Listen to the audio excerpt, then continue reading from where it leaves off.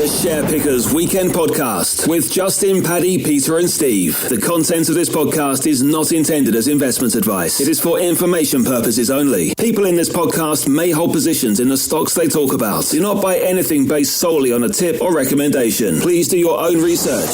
Welcome to the Weekend Podcast. I'm joined by Dave. Right? Yes. Hello. I'm joined by Peter. Are you on the move, Pete? No. Oh, not yet. Okay. And Paddy and Steve. Steve just finished his morning ablutions. Ablutions, yes. As we say, yes. Are you all set now, Steve? Yeah? I'm all ready to go.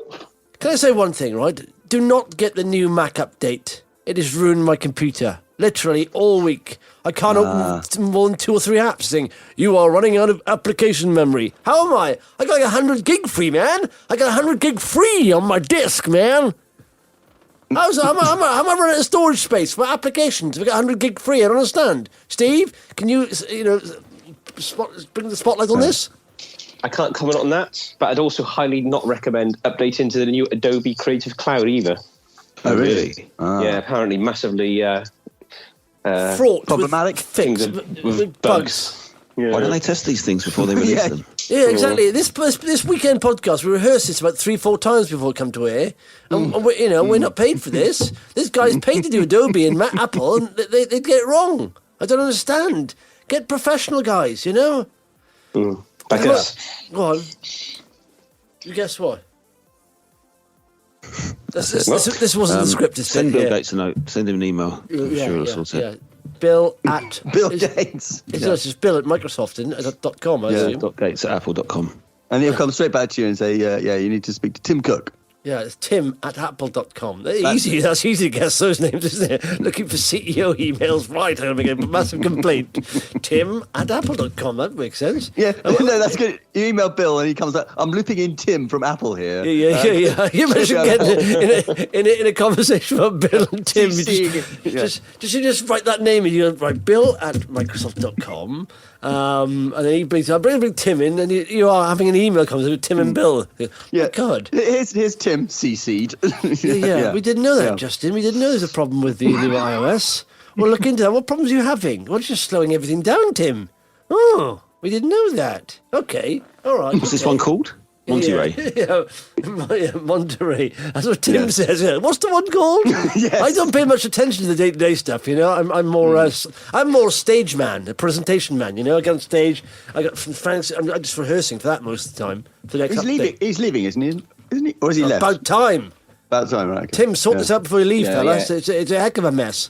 They seem to update it quite regularly, don't they? Yeah, it is that thing. Do you know, a while back, do you remember they said, with their phones, they said the new phone will come out, they're doing an update on the iOS, and the old phones slowed down, didn't they? And that happened for a long time. Apple are doing this on purpose to make us buy new phones. No, we're not. We're protecting your batteries on the old phones, because the new operating system is a lot more powerful, and your old batteries won't be able to take it. So what we're doing is throttling the battery, really, and so helping you. And then the company in France took them to court. Turns out they were just slowing them down to make you buy new phones. And so I think they're doing the new one. Or maybe my Mac is about 6 years old now. It's not suitable for the Monterey update. Who knows? But that's also the tactic, isn't it?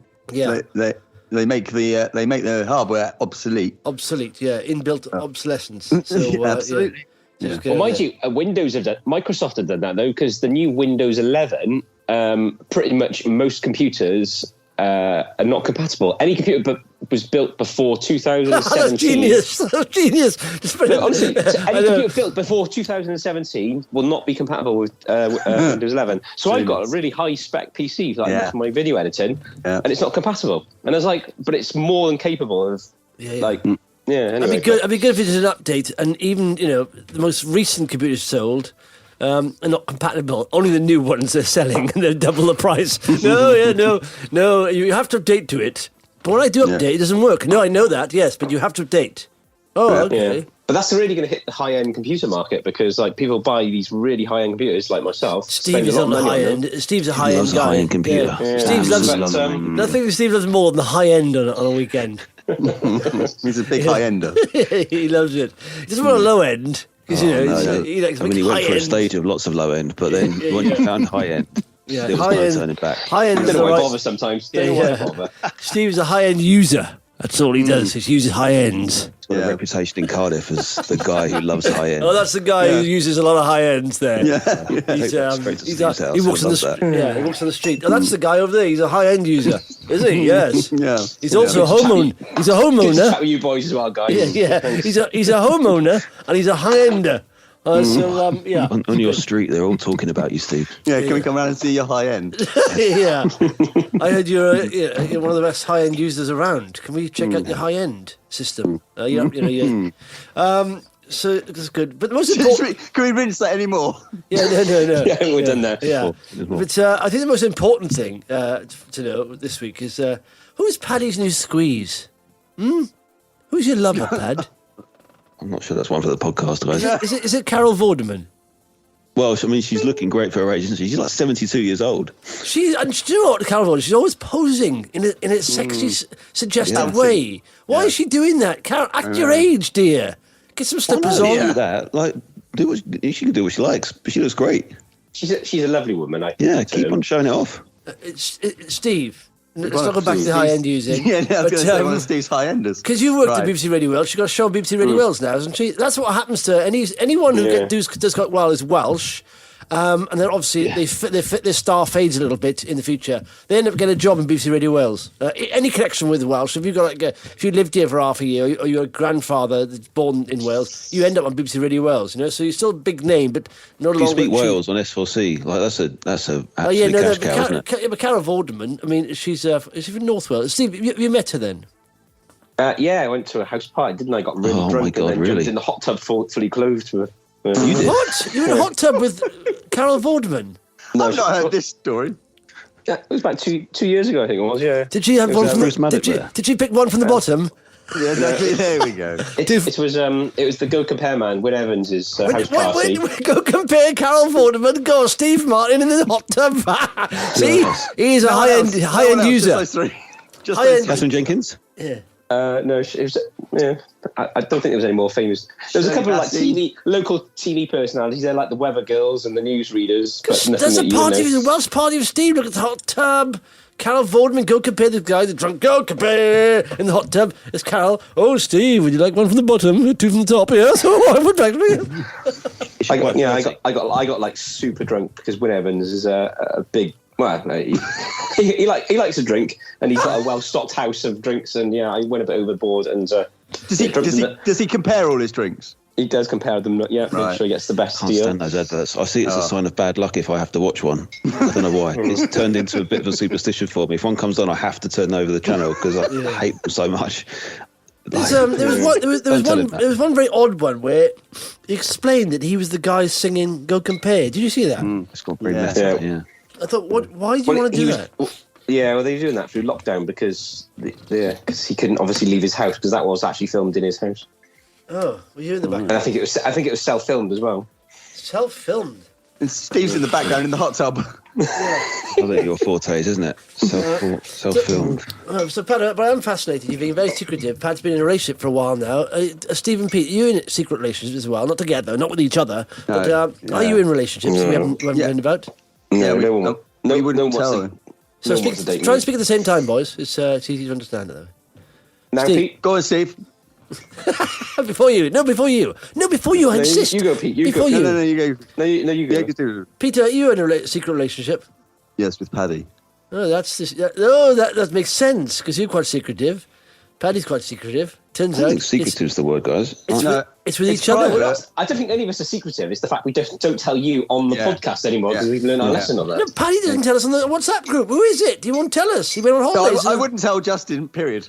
No. He went on holidays. Yeah, he went on holidays and everything. That's serious. That when you start going on holidays with a lady, isn't it? No, I went on holiday with Cole. So it was a lady. You didn't go on holidays with your lady. I went on holiday with Cole. Cole, you know Cole, little Cole. Oh, Cole. Are you saying Carl or Cole? Cole.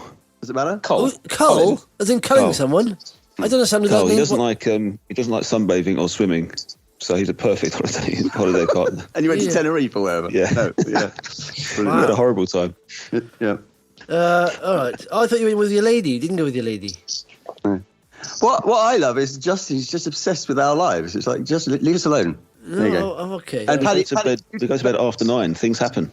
Oh, true, yeah. Hey, all right, especially if you're a high-end user. That's when things start cracking up then.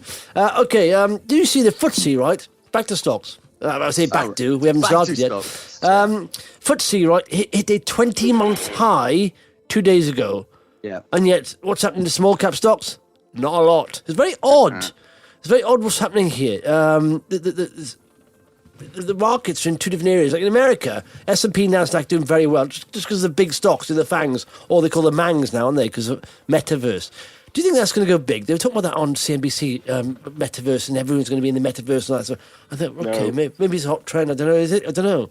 But I wouldn't say CNBC is a good place to listen to new trends. But those people don't seem to me to be on top of anything. Well, they're doing crypto a lot a while back, but they started getting hot on it like in the last 2 years. But yeah, they are trying to go down that avenue. But yeah, anyway. But look, small micro caps, like I said, in America, most of the small micro caps haven't done well either over the last 6 to 12 months. But seemingly, if you look at the indices, you think, oh, they're going gangbusters, but it's not, because you got Facebook, Microsoft, Apple, Tesla as well now. Who else? Amazon, Apple take up 25% of the S&P 500. That's 500 stocks, right? And they account for 25% of it. That's not healthy, though, is it? No, in regards to size. So if they're doing well, it's seemingly, it's like the S&P is doing well, but no, they're not. There's another 500 stocks, 445 stocks in there, 495 stocks that maybe not doing averagely. And the Russell 2000 index hasn't done that well. But what happens is, this is a very good leading indicator, this FTSE 100 thing, 20-month high. Micro caps and small caps tend to lag. They take a while. The sort of the liquidity sort of trickles down from the big caps to small caps. It takes a while, but when the small caps start getting a bit of money there, they start to move a lot faster. And I think we're in for a good run, boys. This Santa rally is coming. You've been saying this for 5 years. Yeah. But we did have a good one. Yeah, but hang on, last Christmas, it was good, very good. It was in fact, from March. You forget this, Paddy. You do focus on the down days and the sell-offs, right? But from March, you could have bought. Anyone could start investing back in March 2020 and pick the biggest dogs in the world, and they were pretty much doubled if you bought from the bottom, because it was nuts. That was the fastest sell-off in the world, the fastest rebound ever happened. Now, we're in a pandemic year. There's all kinds of, sort of trickery in the monetary systems. There's QE, there's debt forgiveness, there's furlough schemes going on. So it's going to mess up the system a little bit, isn't it? You've got to get a bit of washout here, and it's take a while. And we've had that. We've had literally, the tide come in, or the tide go out massively, come in quickly, and all of a sudden just going out a little bit there. And so, or the big, I like the pebble in the pond analogy. Big sort of rock thrown in, not a pebble, big rock. Take the water down, come back up. Now you're getting ripples. But I think now we're going to see a good end of year, because the FTSE's starting to move. And that's a good thing.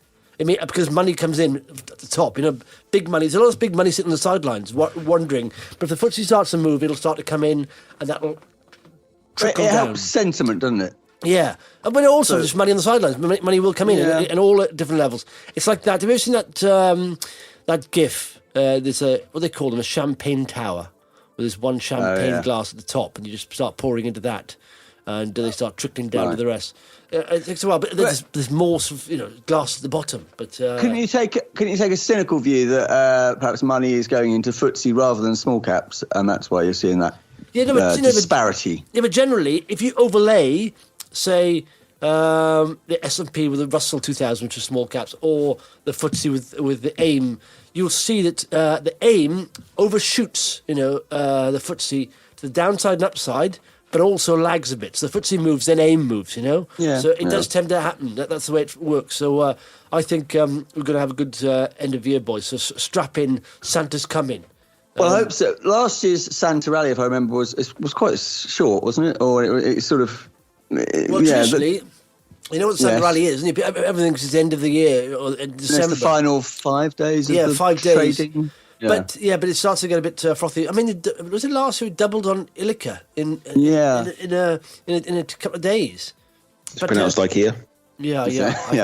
But it will happen. Honestly, I feel quite bullish about the end of the year. And And lots of things, just getting back to normal a little bit. By the way, Paddy, did you see the news? Yes. Anything you see on there that struck you as anything? Because you were quite... lots of Tories being corrupt, lots of Tories with second, third jobs. No, I think just to talk about Britney Spears getting back control of her finances. No, I'm not. Nice. No, I'm not. Okay. Because Paddy was quick to on the WhatsApp group, quick to post charts of UK doing badly when COVID figures weren't as good as Europe, didn't he? Remember that? But now very quiet on the subject, isn't he? Hey, Paddy. You've mixed up the graphs I was sending. The graphs I was sending were based on vaccination rates. You've then twisted that to case numbers, which is not what I was talking about. No, what's important though? No, the point I was making in response to your original point, when you were wetting yourself that we had vaccination rates ahead of the whole of Europe, I said at the time, well, give them a few weeks and they'll catch up. And why I was sending the graphs was to illustrate that not only have they caught up, but they are now miles ahead of us. No, but listen, Patrick. But listen now, what happened is, after you get 80% of the population vaccinated, you don't need to keep going, we're going to beat you until we get everyone done. Even the first baby out of the womb will be vaccinated straight away. You don't need to go that far. It's immunity, because you get all the vulnerable people, the people literally who would die from a cold or flu or on death's door. Those people have to be vaccinated and protected. We got all those done. We went further than that anyway. And then we didn't do the kids, of course, and that's why it spread around the schools like crazy and went back up the sort of chain, and now boosters are happening.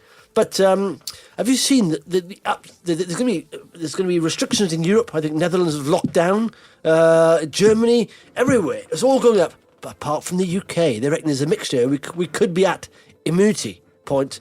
We also have over 10 million people. I think more than that, isn't it? But those numbers have only gone down recently because of everyone kicking off a few months ago about how there was no boosters happening and how they needed. Well, how do you know that? You don't know that. Because that's what the story said. If you read the whole story. No, I read the story. It says experts say differences in levels of immunity and people's behaviour are likely explanations. So I agree. You need a bit of fear. Fear drives people, No, saying, not fear, but you just need to give the government a kick up the arse to go, guys, you've forgotten to give people boosters. That needs to be given some focus. So that was why it was important to have a word about case numbers rising. They've now got that focus. The woman who was in charge of the original vaccination program came back on. They've got a bit more. They've got far more jabs in people's arms, and the cases start to go down again. There you go. It's not that's a good thing. That's a good thing, then, isn't it? Absolutely, yeah, it's great. Let's not politicize. But Paddy, you like to politicise everything. Sometimes you say this is good for all people. Really, it's going down, and yet there's restrictions in Europe, and we haven't got any. And many countries in Europe have had restrictions. Constantly comparing ourselves with Europe. They're in you do though. You're the one who does it. You started it by sending the graphs about vaccination rates. Yeah. No, you compared to Europe. This is not a Brexit thing, boys. I'm not saying this. I'm just saying, right, that we're doing something different. You're sending around the vaccination rates. What I'm saying, no, it wasn't at all. At the start. If you look at my Twitter feed at the start, it was completely based on the UK vaccination rates. Nothing to do with Europe. Nothing to do with it. I didn't even feature them at all. So sure. At the start. But anyway, I want to say this. But can I just say the Netherlands, take them in isolation, their percentage of population that's vaccinated is higher than ours. We're not comparing to Europe, Pete. Stop comparing to Europe. Yeah, bloody hell, Pete. What's wrong with you? He's brought it back to compare to Europe. I said, don't compare to Europe. Sorry. So I'm a bit confused what the argument is here. But the Netherlands... well, the argument is that I think there's something happening very interesting, regardless of whatever you want to bring into it, politics. There's something very interesting happening here, okay? The booster thing's going on, yes. But we've not had any restrictions on masks or social distancing for a long time now. And... yet our numbers are starting to go down, and they've gone down for quite a while. It's a 7-day trend, 14-day trend now.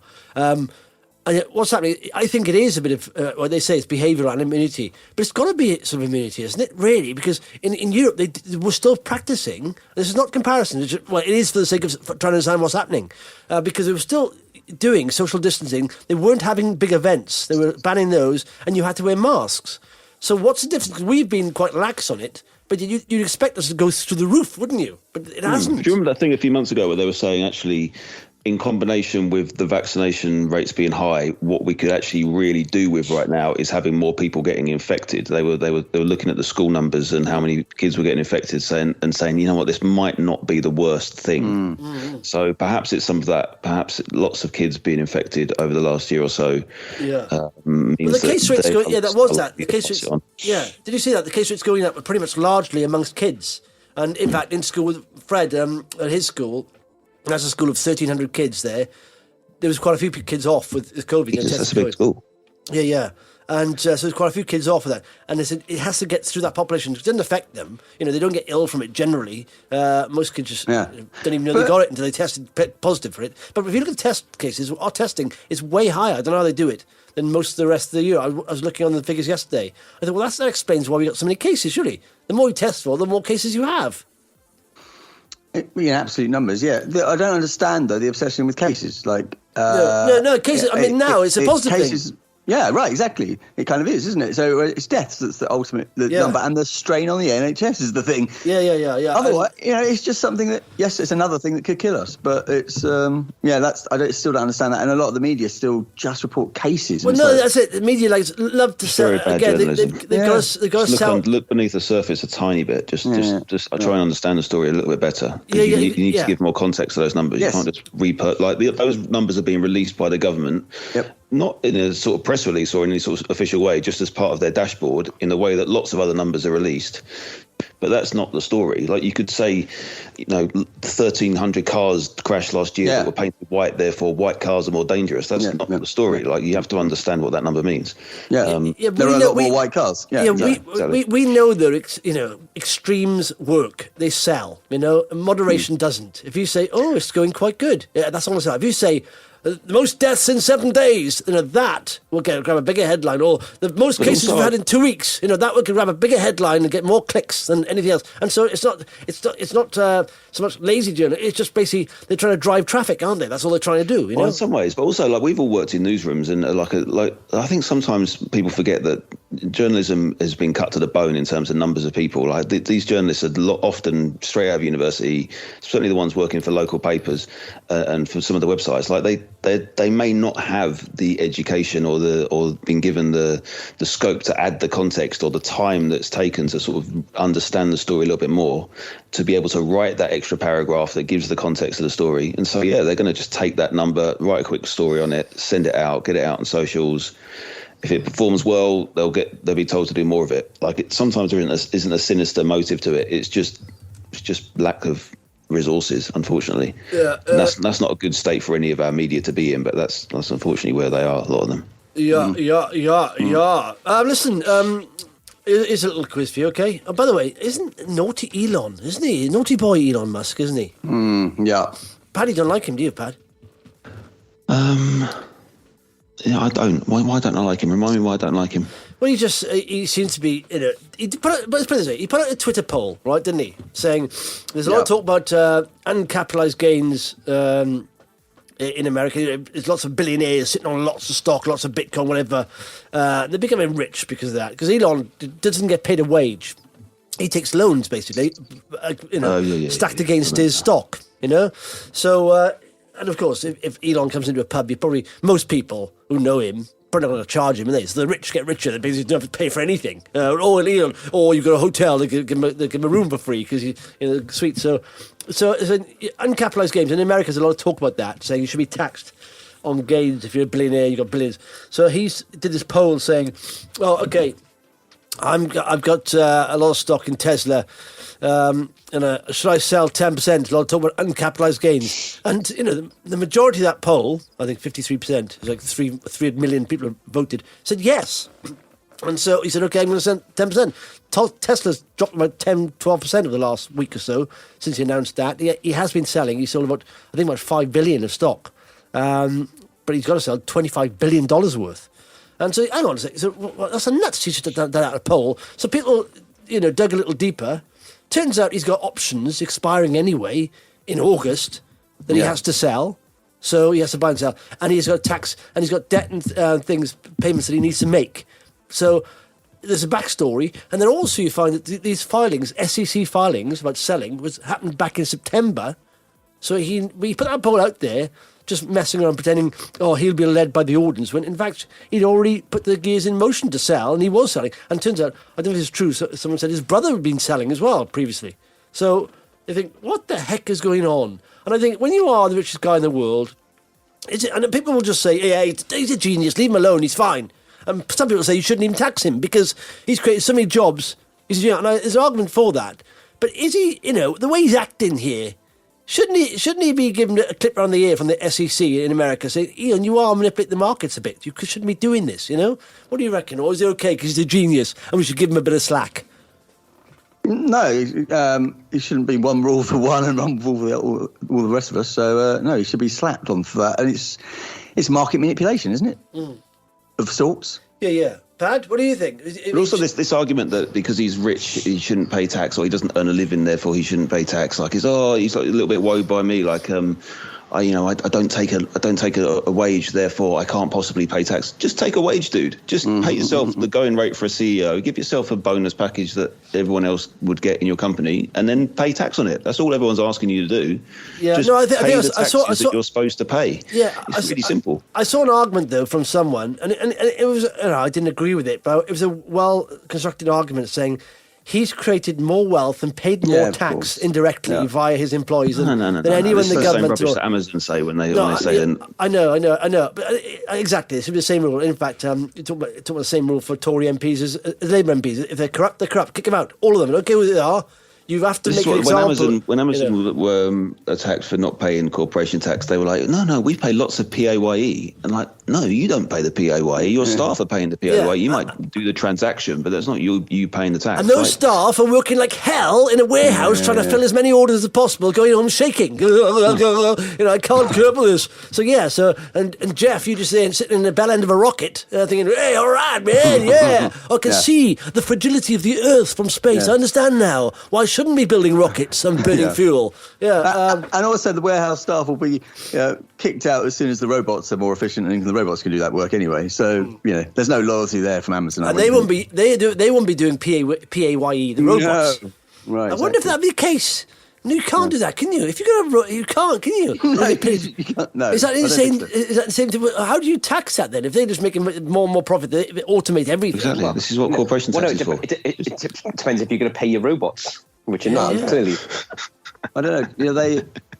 Yeah. There's an old saying of that, wasn't it? Henry Ford said this guy, I don't know if it's true or not, but I think Henry Ford or someone said to a production line manager, he said, look at that part automation. He said, one day cars will be built by robots. He said, look at that. Oh, they said, and the production manager said to him, the trouble is, he said, robots can't buy cars. Yeah. He said, oh, yeah, good point, actually. If they haven't got any money, they can't buy the cars I'm producing. So you've got to be careful how much you automate. Okay, here's a good question for you boys. All right, I'm following on Twitter. Very good accounts. I wish they'd all put them into one though. It's GB Grid they're called. And they got GB Grid Wind, GB Grid Solar, GB Grid Gas, and they just tweet out how much gigawatts are being generated and what percentage that is of the national grid, of the entire amount. So wind, right? Last night. It's been quite blowy down here. I don't know if you can blow up there. Sorry? Been quite blowy there, right. Steve? It's Friday night, isn't it? So Friday night. Advantage. Are we back to the high end? Yeah, high end using. So listen to this. GB Wind, right? Generated, have a guess, what percentage of the grid power last night? When it was very windy, or yesterday I think it was, when it was very windy. Have a guess how much it generated yesterday. What percentage? Steve, have a guess. Steve, high-end user. Of the national... Of the national total, national grid total, yes. Steve, high-end user, Steve. 21.5 gigawatts. Oh, a gigawatt! You're talking about a gigawatt! Woo! No, it's not that. I'm asking for percentages, Steve, not gigawatts. Percentages. Oh, right, okay. I'm going to say 15%. 15%. No. Pete. I'll give you one free guess and we'll do the higher-lower game. Pete. Yeah. Okay. Wind. Yes, come on, just give the number. 22%. What? 22%. No. Paddy. 9%. 9%, you say? Right. No. Who's the highest guess there? Pete? Me. Higher, Steve. Higher than Pete's 22. Higher. Okay. Higher. 29. Higher than 29, Pete. 35. Higher than 35, Paddy. 62. Lower. Ooh, lower. 49. 49, no. Lower. Pete. 42. Higher than 42. Paddy. 65. Lower, you fool! Lower! Bloody 45. 45. Ooh, it's close. Ooh, Peter, lower. 44. 44, yes! No, I thought it was. Yeah. So last That night... first Pete. Yeah, you should have at the start. I was just teasing you. Yeah. 44% of yesterday's. Yeah, so that's nuts, isn't it? It's a wind. That's something. Wow. I mean, big our wind farms are. They're massive. Of course, the cows drowned. I said that last week. It's still funny. But no, so 10.93 gigawatts. A gigawatt. I said that on the webinar and someone gave me the answer, Steve. You're a Back to the Future fan. You know when he went Back to the Future and he had to generate a lot of power to get back to the future. And he said, yeah, you said we need something gigawatt. And he went, gigawatt? Do you know what a gigawatt is? Oh, we can't just generate a gigawatt. How much did he say? How many gigawatts of power did he need? I can't remember. It was something like 1.2 gigawatts, someone said, I think, in a webinar. But anyway. I didn't get the reference when you did that a minute ago. I was like, what are you talking about? Right. What's his it's name? a Back to the Future reference. What's his name? What's his name? Doctor? What's his name? Brown. Doc Brown, yeah. Right. He said, so how do you get back to this? He said, so you need to generate 1.2 gigawatt? Are you kidding me? Yeah, so he didn't know. He said, back where you are, maybe you will generate a gigawatt, but back there, only a lightning strike would create that kind of power. And that's how they got lightning. It's a lightning strike. Hang on a sec. The clock tower. 10.9 gigawatts was generated by wind 12 hours ago. That's 20 of the 24.74 gigawatts needed, I think. So this morning, though, that's gone down. So this is the issue, isn't it? This morning, that's gone down to only 28%, from 44% to 28%. In the last 12 hours? In the last 12 hours. Or... It's gone, just generating right now. So they do updates. And if you go on the National Grid, it's a cracking dashboard, guys. I've shared the link on Twitter. Sorry. So it's a live dashboard of the current situation. Yes. The requirement. And I can't believe that's accurate. I liked it so much. You know what I did? I put it on. Not many websites make it up there, but I put it on my favourites on the top there, over the thing. And so right now, I've got it to the So at 8:35. In fact, this is obviously 9 minutes. Come on, guys! It's 9 minutes out of date, or 7 minutes out of date. But wind is doing 21.6 of the So 21. So what about the others then? What are the others doing? What do you think the highest is? What do you think the highest is? What do you think the highest generator is generally? Gas. Solar, probably. Well, Solar. Are we just on? Solar, Steve. See, he qualified his answer there. No, we're not, Steve. The general, we got general demand of 29.9 gigawatts in demand, right? Oh, yeah. So, what is the biggest, supplier? Well, Pete's right. It's gas, isn't it? We already know that. I think Paddy said that, didn't he? Was it Paddy? One of them. Yeah, that's me. One of the P's. We all sound the same to you. Yeah. Gas. Yeah. All boys' names, a big of a P, all the same. Gas, generally right now it's 36.9, but it goes up regularly over 50% gas. So gas is it. But hold on, like yesterday or last night when you were looking at it, was 44% wind. Gas was like 35% at that point. They've got a little control. I can't help thinking I want a bigger window than you're looking at, which is like now, this minute. Yeah, but I said all you're looking at is it's grid.imkate.com, but I don't know. But on the Twitter feed, it doesn't seem like it's his official. Sure? No, it's good. Are you sure it's not a GCSE project by some kid? It's amazing. But also on the Twitter feeds as well, they give you updates all the time. But but they get a little dial there, National Grid, a little dial that can switch between different or levers. It's like a fader, a fader in the studio. They can, if they've got lots of wind coming on board, just bring the wind fader up, bring the gas fader down. Coal now is in fact coal is 1.5 gigawatts, 5%. We're using a bit of coal, aren't we? Yeah. What's pumped storage? Pumped storage is hydro. So in hydroelectric it's got its own section here. There's two. So hydroelectric is when you get it out of a river that's just constantly coming. Pumped storage is when you pump it up to the top of the top reservoir when during the night when electricity isn't being used, and it just sits there waiting, and then you just press a button and it comes down. Empties. I only learned about that recently. Oh, I see. That's interesting. Nuclear is, of the 27% of other energies, it says nuclear is doing 5.6 gigawatts.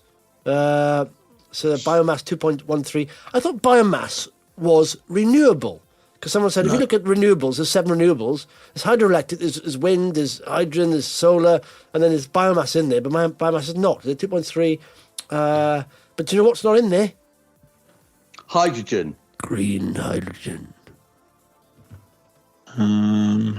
So anyway, I'll send you that link, guys. You're more like, and if I was you, I'd put it as a favourite on your bar there. I mean, it's really turning me on. I've got to be honest. This really floats my boat. Yeah, no. I'm looking at the Twitter accounts, and I see that you're not following Cole. I didn't. You seem to be following all the others. Yeah.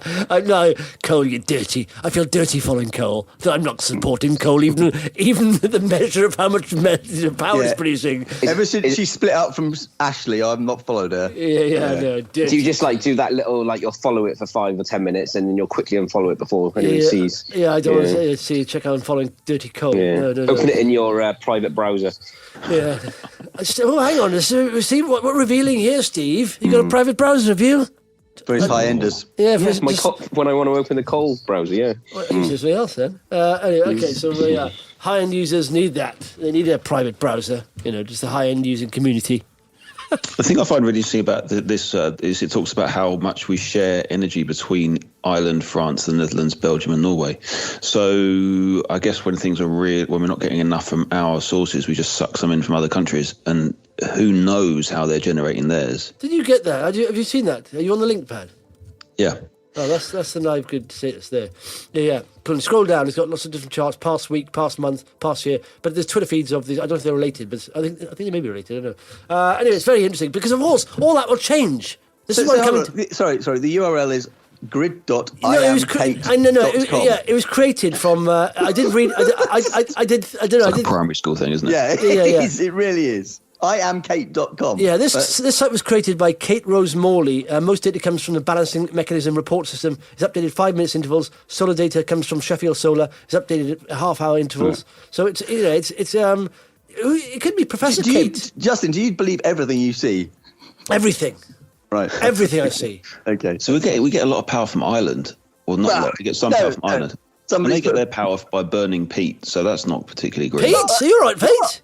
No, they have started doing that. Yeah, it's hurting a little bit. They start with your feet. Stop doing that! They said, we're selling the power, Pete. Yeah, burning peat. How do the Norwegians get their power? What are they burning? Well, they oil and gas. Oil, isn't it? Oil and gas, yes. But the Norwegian Sovereign Fund, massive fund of investment pension fund, huge, one of the biggest. I think it's the biggest in the world as a sovereign fund. That's now not investing in any more oil and gas. It's divesting. It takes a long time, but that's follow the money. That's the thing. When you see these massive outflows from these big sort of institutions or states, that's when you got to think, oh, hang on a sec, the money's going elsewhere. And it is going elsewhere, It's okay. Norway get 93% of their power from hydro. So there we go. Hydro, man. I think hydro's good, isn't it? Just waves. It's good. That's amazing. I do think it's amazing. If you think about it, you can liken this to meat eating and vegetarianism, right? Like I say, you have to chase down animals, kill them, treat them in all kinds of ways to get rid of the chemicals, the badness out of it, and then you eat it. It's a complicated process. Whereas you can plant things, the trees can hand you apples pretty much, or anything, or little carrots pop out of the ground and say, pull me out. Pull me up from the tree. I'm here for you. They're presenting themselves to you, Now, has someone told you that happens and you just believe them? No, but that's... hang on. If you walk past an apple tree, there are apples. You'll see the tree. Looks nice. But what stands out is the big apples hanging off them. So right. Almost a nice colour saying, you are food. Food for you, human. How are your mushrooms coming along? Because I think you may have eaten a few of them. Yeah, mushrooms say, hello, mushroom, I'm here. Take me. Right. Okay. Now, you chase a cat down. He's eating the entire crop, I think, before this podcast. Yeah. You chase sheep down. They don't want to be caught. It's hard work. Cows, they don't want to be caught. They don't want to be killed. What do they say? No animals. They go, get away from me, leave me, you die. He's putting me in the back of a truck. These guys chopping their necks off by the thousands in these big tin warehouses. Now, how do you know they don't? How do you know they don't like that? Yeah, exactly. No animal likes fear. Every animal has fear, and Anyway, so listen, you can liken this to fossil fuel, there's a lot of complication goes on, isn't there, into getting minerals out of the ground, drilling or oil, or it messes the environment. But wind, solar, just there, man, just there for the taking, So, what's the key takeaway, guys? I mean, I don't understand. The key takeaway is this, right? This is changing. There's nothing bigger than the trend. Listen, when I first started investing years ago, I was all over the place. Looking at big cap stocks, small cap stocks, funds, bonds. I didn't look at bonds, but other things. And you think, what's going on? How do I look at this? How do I find something? And I see people on Twitter jumping at everything. Some people say, this has fallen by 43%, and they all just jump into it, and it goes down further. Then, why did I do that? I said, we're catching falling knives. Is that a good strategy? Not really, but sometimes it works. So I think, why do you do that? So you got a strategy some way, and I think the first strategy you start off with, right, is trend following. And I mean mega trend following. So that dashboard you see there on that National Grid thing will change massively over the next 10, 20 years. And it's not happening tomorrow. It's called the energy transition. So it takes years and years. So follow the money. The money's going out of oil and gas. You may see some pumps happening. And you may see oil going to $100 or plus because, of course, there's less investment going into it, but people still need the oil and gas for a long time. There's a transition. That will slowly, I think peak oil is 2025, I think they're saying. But even so, there's still massive demand for it. So you may get this demand squeeze and the price going up at oil, going crazy. But ironically or coincidentally, that makes renewables, which are quite expensive at the moment, more attractive. Because, of course, if I think at the moment, green hydrogen, for example, is being produced at like the equivalent of $200 a barrel of oil. Right, If the barrel of oil gets to $200, it's a no-brainer, isn't it? Where are you going to go? Are you going to kill the environment, or are you going to go down the clean path? So I want to say is that energy thing there. So when you're looking for companies, first and foremost, I think you could do a lot worse than starting off with megatrends. What are the megatrends, boys? High-end users. Steve, what's a megatrend? What do you see in the next few years getting stronger, not getting weaker, stronger? War, yes. Invest in weapons manufacturers. corruption, war. Yes. How do we list that? Electric cars. Fraud. Yeah, so Steve gives the only sensible answer there. Thank you, Stephen. Thank you. Electric cars, of course, exactly. That's going to be huge, isn't it? Or Hoverboards. That's it. We've gone down the wrong route there, I think, slightly. But can you do a corruption ETF, maybe? Or a war and corruption ETF? Just invest in companies. Exchange traded fund. That basically invest in companies that are into war or corruption or all this stuff. That'd be an immoral sort of ETF. But no, what I say is look at trends. And I said the biggest trend at the moment, without doubt, isn't it? Without doubt, is what? ESG is the whole, isn't it? Like the whole umbrella for all of that. Yeah. I'd have thought. Yes. Yes. So start with that, and then you look at that. I think small in my filters. I think small companies move faster than big companies. So you're looking at size of companies. You don't want to get too big. Nobody investing unless you want dividends. Invest in a company that's has a market cap of billions. No point at all. Unless you're in America, where it's nuts. Have you seen that company? And this typifies the hype around new energy transition and all that. Do you see Rivian? In fact, not your friend Steve Rivian, but Rivian. Have you heard of Rivian? No. They listed this week in the US. They are an electric truck. Look in America, a lot of them have these open-backed trucks, and these four-wheel drive pickups. Yeah, those kind of things. It's quite a big thing. In America, they're very popular, aren't they? But they launched. They haven't produced any money yet. They haven't done anything yet. I don't know if they got a car. They got a couple of prototypes there. They listed this week $100 billion valuation. Wow. Okay. That's nuts, isn't it? They haven't produced anything. They haven't made any money at all. No revenue whatsoever. A non-revenue. But the hype around that just shows you. Now, this can't sustain forever, of course, because you get more competitors coming in the markets. But people are saying it's the Tesla of trucks. And in fact, do you know why Tesla haven't done? We saw these models of Tesla HGV saying lorries next and all that stuff. But it's not doable. HGVs and trains, EVs won't work in HGVs and trains because there's so much space being taken up by the battery. It's so heavy, doesn't work. The power density doesn't work, and so that's why sort of hydrogen gas, for example, is better in trains and trucks because it takes the same time to fill up as diesel, same power density, you can travel for the same amount of time. So no, that's the hype I'm saying. But like Rivian, that is nuts. Been valued at 100 billion with no revenue.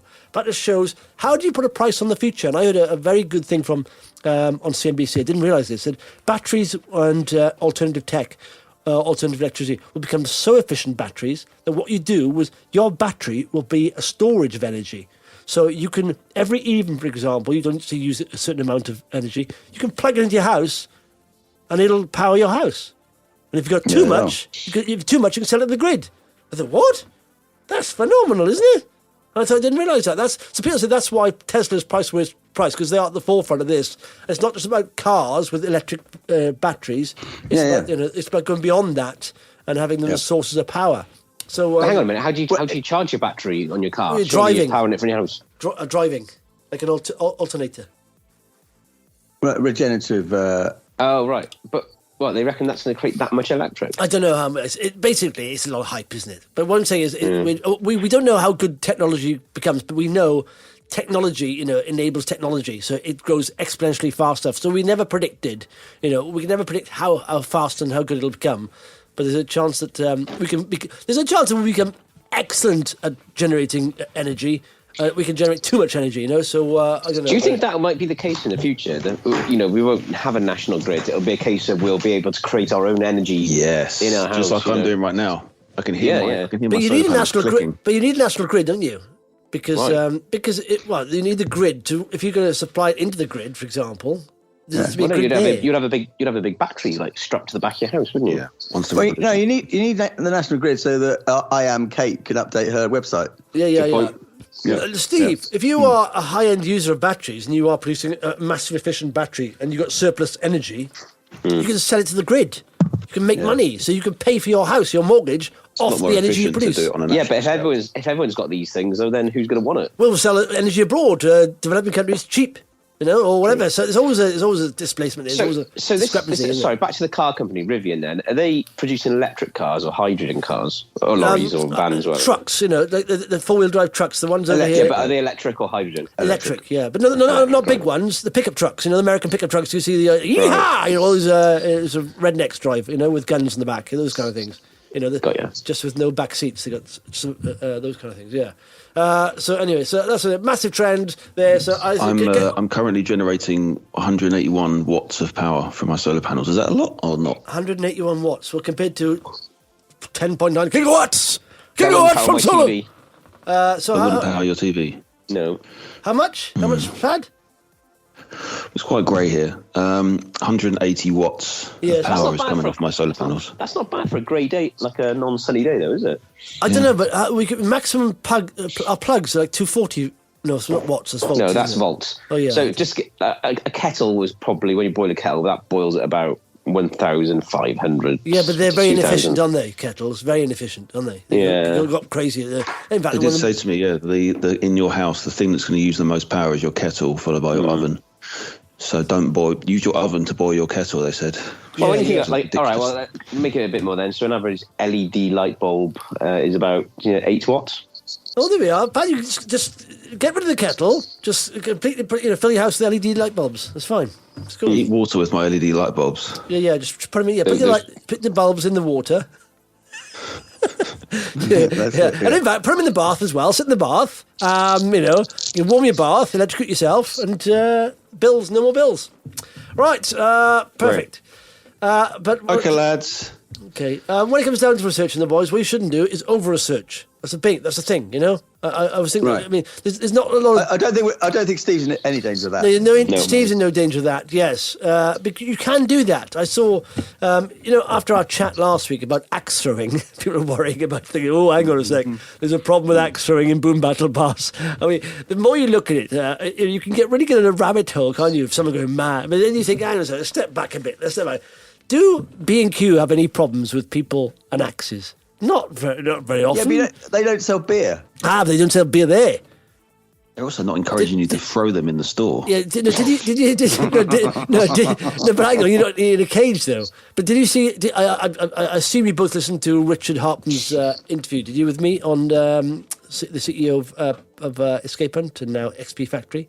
XP is for experience in gaming. That's what someone said. You're in gaming. XP. It's called experience. Should be next G then, shouldn't it? If it has to be explained, then it's not a great. Well, it is. It's clever now. I thought that was clever. I didn't realise that. It's good. Yeah. They're ahead of us. They know something we didn't know. But no. So you're not allowed. When you apparently you can't be drinking, throwing things. It's the first thing you have to book. Axe throwing. But it's one of 20 games. But no, did you listen? Did you not listen, guys, to the interviews? No chance you over researching, is there? I didn't know there was one, but I will now go and watch it. Listen, watch whatever it is. In fact, you need to tell people you do these interviews, because otherwise no one's going to know. I didn't get an email shot about this, just. Okay, I'll do it. This weekend, I will do an email shot because I've just I recorded on video and audio. And with video, I've overlaid some facts, figures, some videos as well. And it brings a lot more colour, a lot more depth, you know. You can see the sights, the boom battle bars in action. So watch the video, guys. And I've also taken out a couple of stupid questions. No, they weren't stupid, but I think they were relevant. Are they mine? No, they were good questions if you listen. You can get the full interview on the audio, but there was one about the axe throwing, and we did laugh about it. And I did say at one point, I said, let's be honest, Richard, I said, anything's a weapon in a bar, isn't it? A chair, a glass. And he said, I've got to point out, we're not trying to encourage this kind of environment where... I said, toe the corporate line a lot. You know, so, and someone said, oh, Paddy's off. You can say an audio, Pad, if you want. Where are you going, Pad? You going to pick up your lover? I've just got things to do. I've got things to do as well. Okay, we need to wrap it up. That was supposed to be an off-air nudge, just for you to wrap things up. Okay. But, if you want to turn it into the actual goodbye, then great. Okay. I'll do it quickly then. Right, but Paddy's off. Where are you going, Pad? Anyway, a couple of things. Gfinity results out. Let's talk about that quickly. On Monday, expecting 5.5 million of turnover. That's 20% better than last year. First time, like I said, we've had improvement top line and margins since the new management has come on board. So I'm looking forward to that. I don't know where it'll go, but at the moment, Gfinity aren't particularly cheap at the moment, right? But they will be next year if the share price stays where it is, because they are doubling their revenue pretty much next year. So we're going from, say, 9.5 times sales, where they are right now, to half that next year, because their growth is phenomenal, because they're doing 48% compound annual growth over the next 4 years. That is huge. So sometimes, a company has to grow into its valuation, and it will do. And once it starts going, like I said, it's a snowball, this digital media, once you start generating, the revenue they're getting, it gets bigger and better and faster. If you look at, just go on the Gfinity, Twitter handle, you'll see how the websites are growing massively, and that improves not only the amount of users, obviously, but the value to the users, and that's a double leveraged twin jet engines propulsion. Anything else? By the way, Steve didn't like You on TV, thought it was rubbish, watched a bit of it, over the top. That's librarian can't be a mass murderer. He's so eloquent and all that stuff. It's nonsense. But I did like... I watched War Dogs. Have you ever seen that older film? Following on from Jonah Hill on Moneyball. I watched War Dogs. Very good. Did you watch that, boys? Yeah. No, I did. No. I have watched Moneyball, and I watched it and thought, oh yeah, I think I've seen this. But yeah, it was good. Yeah, I remember. It was good, isn't it? And anything else worth watching, Steve or Pete? Anything else worth talking about? I don't know. Oh, Dexter's got a new season out. Dexter. Another what? Come on, this is ridiculous now. It's good as well. There's only one episode. They're doing one episode a week, but the first episode is brilliant. Have you seen Clarkson's Farm on Amazon? Oh, that's Clarkson. Is this? I don't actually like Clarkson, but I might. Do you? Okay. And one final thing is a sensible thing to get, just at the end there. That's why I said about Axel and stuff. I said, be careful, because it's very easy to worry yourself out of a good investment due to your own opinion, right? I've done this many times. You just form an opinion on something, right? It's largely irrelevant because it's a survey of one, but in your head you convince it's true, and it's cost me money. You've got to look at the facts and figures of a company, right? I said, the services of the business, look at the results. Is a company improving year on year? If they're doing that, don't get too worried, bogged down in the minutiae of your opinion of something, because it is a survey of one. Like I said, for example, escape hunts are not for everyone, but there's a good demand for them. Escape rooms, Boom Battle Bar will be for everyone. But check out the demand, And I said, they got good locations, good brand, they're rated high on TripAdvisor, the model stacks up, the business model works, judge companies on their results generally, not forming an opinion too strongly based on a survey one, because you can worry yourself out of a good investment. Plenty of people pick 10 baggers, but they never actually achieve 10 bags because they get out way too early. And I've done it many a time. You know what I'm saying?